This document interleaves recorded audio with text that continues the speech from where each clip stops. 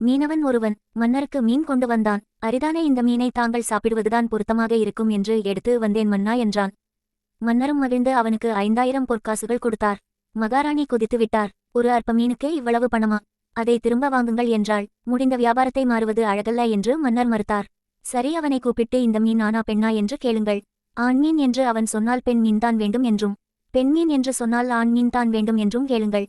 எப்படியும் அவனிடமிருந்த பொற்காசுகளை பிடுங்கி ஆக வேண்டும் என்றாள் மகாராணி.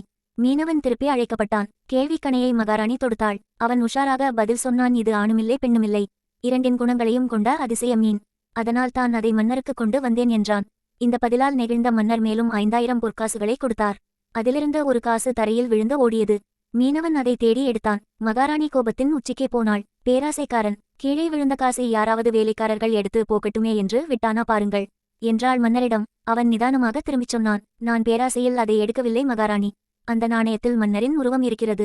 யாராவது தெரியாமல் அதை மிதித்தால் கூட என்னால் தாங்கிக் கொள்ளவே முடியாது என்றான்.